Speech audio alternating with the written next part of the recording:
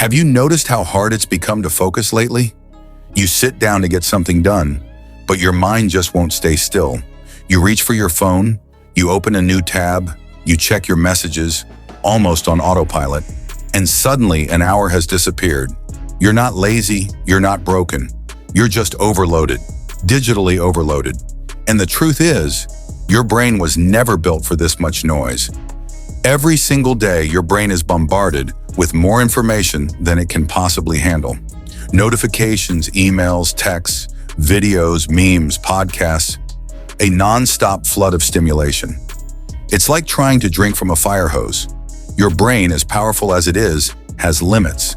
And when those limits are constantly pushed, your focus starts to break down. Let's talk about what's really happening inside your brain. When you scroll through your phone or switch between apps, your brain releases dopamine, the feel-good chemical that rewards you every time you see something new or exciting. That little hit of pleasure keeps you coming back again and again. But over time, your brain becomes addicted to that constant stimulation. It starts craving the next notification, the next video, the next dopamine hit. And the more it gets, the harder it becomes to focus on anything slow, quiet, or demanding.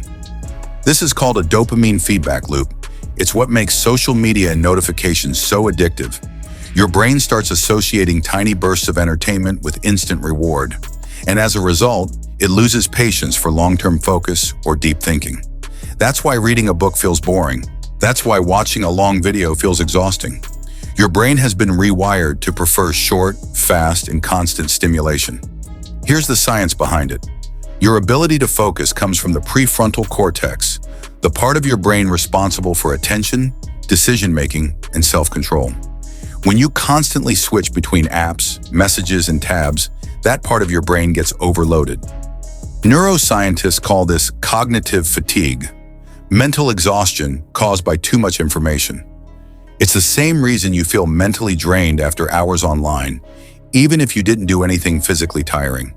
Your brain spends energy every time it refocuses, and when you force it to refocus hundreds of times a day, it burns out, leading to foggy thinking, forgetfulness, and low motivation. That's what people mean when they say they have brain fog. It's not just tiredness, it's a symptom of constant overstimulation. Here's something even more fascinating. The basal ganglia, the part of your brain that stores habits, starts to take over your digital behavior. That's why you reach for your phone without even realizing it.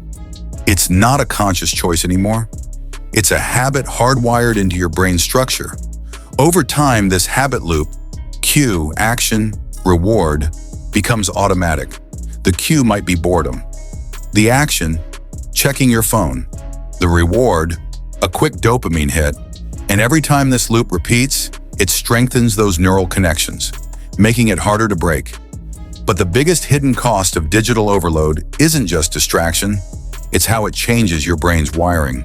You see, your brain is constantly adapting, a process called neuroplasticity.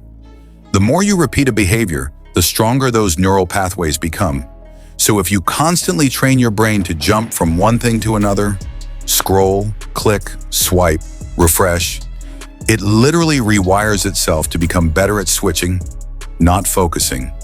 You're training your brain for distraction, and that's why deep focus, the kind you need for studying, reading, or creative work, feels harder than ever.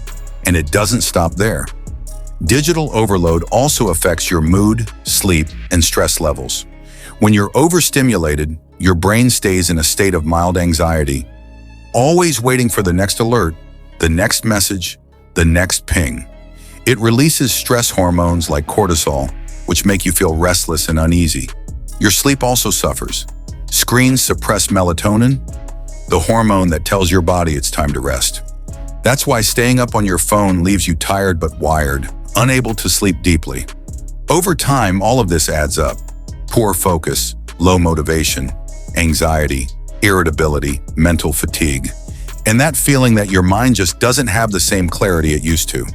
But here's the good news. Your brain can heal. Thanks to neuroplasticity, the same mechanism that wired your brain for distraction can rewire it for focus again. And it starts with small, intentional changes. Try this. Turn off non-essential notifications. If it's not urgent, it doesn't need your instant attention. Start your day without your phone.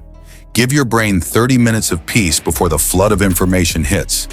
Take short digital detox breaks. Step outside, go for a walk, or just sit quietly without screens. Rebuild deep focus. Try focusing on one thing, reading, writing, or even breathing, for just 10 minutes a day. Over time, those quiet moments retrain your brain to enjoy focus again. Your dopamine system resets, your prefrontal cortex strengthens, and that constant mental noise starts to fade. The truth is, focus isn't something you've lost, it's something you've overloaded. Your brain doesn't need more stimulation. It needs space to breathe, to process, to rest, and once you give it that space, you'll start to notice the difference. Clearer thoughts, deeper work, real peace of mind. So if you feel distracted, anxious, or constantly tired, remember it's not your fault. You're just living in a world designed to hijack your attention. But you can take it back. One notification at a time, one mindful moment at a time, one quiet decision at a time. Because when you stop feeding the noise, you start hearing yourself again. Your focus is your power. Protect it like your life depends on it, because in many ways, it does.